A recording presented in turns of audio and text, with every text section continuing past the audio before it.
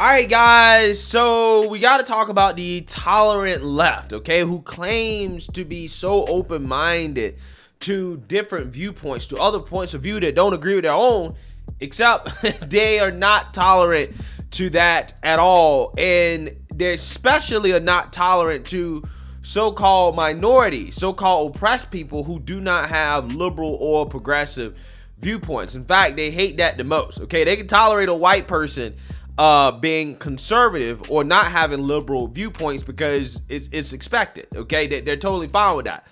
But what is not expected is for a non-white person to have conservative or non-liberal / progressive viewpoints, and they can't stand it. They can't stand it. They lose their minds over that, okay? And again, this story right here is a prime example of that, as we have a Fox News contributor, Mr.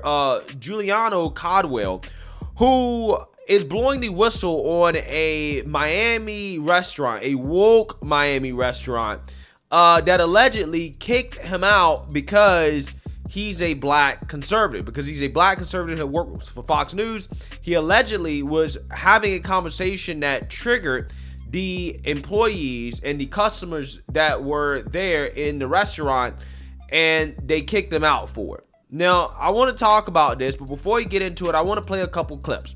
First, I want to play the clip of him discussing this incident with Fox News. Now, I want to play a local news clip that's going to give us a little bit more context about what happened here and the side of the story from the restaurant owner, who has now closed down their restaurant due to the backlash that they are receiving from the fact that they, again, kicked out a black person because his viewpoints don't align with Democrat / liberal / progressive. So without further ado, let's go ahead and roll the clips. A political commentator for Fox News says he was kicked out of a North Miami breakfast spot for his political views. Now that local business says it is the target of harassment online. NBC6's Victor Jorges is looking into this for us. He's in North Miami with those details. This business right behind me here, that orange building on your screen, Paradise Books and Bread, has closed its doors for a while following the incident with Fox News commentator Gianno Caldwell. Now the whole situation is getting a lot of attention on social media. Gianno Caldwell took to Twitter after the alleged incident Saturday morning. His tweet reads, he's in disbelief after he met up with friends for breakfast at the restaurant, and the owner told them they were not welcomed there because they, quote, weren't politically aligned. That tweet has now gotten thousands of likes, retweets, and responses. Rachel, you know, this situation reminds me of something that MLK said in 1963, a very simple truth. He said, injustice anywhere is a threat to justice everywhere. And what I experienced yesterday, me and some of my neighbors who I'm just getting to know, was an injustice. It was a grave injustice. Yesterday, as we were having breakfast at this particular location, which I had never been to, it was the suggestion to them to visit this particular place. One of the owners came over to the table and told us she had been listening to our conversation. We were not welcome there. And I said to her, I said, did I say something that was triggering to you? She said, no. She said, our politics aren't aligned. I'm one of the owners. I'm an owner here. I don't feel comfortable. You have to leave. So then I stood up, I walked out, and so did the rest of my group. Now, here's what we were talking about that was so problematic for this lady who happens to be white, I believe. I was talking to them as they were getting to know me for the first time about Fox News. They said, how do you like, working over at Fox News? I was talking to them about my values. They said, are you a conservative? I said, yes. In fact, I have a book called Taken for Granted, How Conservatism Can Win Back the Americans That Liberalism Failed. You should get the book. I talked to them about my brother. I was on Capitol Hill just the other week talking to members of Congress about violent crime in America and trying to get justice for my brother and other victims of violent crime. I also talked about progressive DAs and how they're exacerbating the crime issue across the country. This was so problematic to this lady that she told me that I needed to get out of her establishment. If this was not the Jim Crow South, I couldn't tell much of a difference. This is what they've done over the course of the years. And me being a black man, me saying that I'm a conservative, me having a conversation with these folks who did not mention anything about their politics. They didn't mention anything at all. It was only me, and this lady stared me down the entire time that I was in the restaurant, there's a target on the backs of people who happen to be black, who happen to be conservative, and it needs to come to an end, Rachel. This should not be the case at all. Ron DeSantis said in Florida, discrimination is not allowed, and I hope that they're going to look closely to what happened here at this restaurant. He later appeared on Fox News speaking about his experience, and he also sent NBC6 this statement. It reads in part, "My experience at Paradise Books and Bread in North Miami is a clear case of discrimination that should not be tolerated in Florida or anywhere in America. Whether liberal or conservative, no one should ever be asked to leave a place of business for engaging in political conversation in a respectful dialogue. Paradise is promoting a sort of political segregation that harkens back to the days of Jim Crow South and runs counter to the restaurant's harm reduction policy." The restaurant and bookshop are located on West Dixie Highway at around Northeast 128th Street. Sunday, the business was closed, with patrons eagerly waiting to shop and eat. On Instagram, the business says they're starting their break for winter early after the incident. The restaurant was planning on closing January 29th. The caption for one post says a group came in and they were discussing troubling topics. They specifically said the group was talking about women in degrading ways and talking about Roe v. Wade, and apparently made other customers uncomfortable. They too said they asked them to leave because their views didn't align.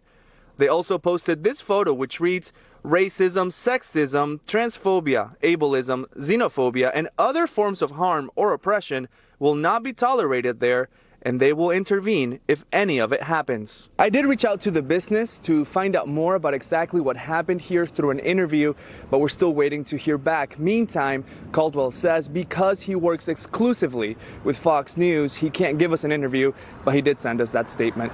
In North Miami, Victor Jorges, NBC6 News. All right, guys, so you seen that, you heard that. Now, here's the thing. Correct me if I'm wrong. I do not believe that federal law covers political discrimination, okay? I don't believe that it is illegal for a private business to tell people that, hey, I don't want you to, patronize our business because I don't like your political beliefs, or basically kicking people out because of their political beliefs. Now, when it comes to states, that may be different. Just depends on the state. I'm not sure exactly what it is in Florida. However, this is something that society, right, should not tolerate, whether that be the left or the right, because there have been stories that I've read about restaurants that are owned by conservatives that say, hey, I don't want anybody that voted for Joe Biden to, come to my restaurant or whatever, right? And there are people who have praised and supported that, but I haven't, because I don't believe that that is right. Even though they may have the right to say that, right? They may have the right to say, hey, I don't want Joe Biden supporters to, shop in my restaurant or whatever, or my store.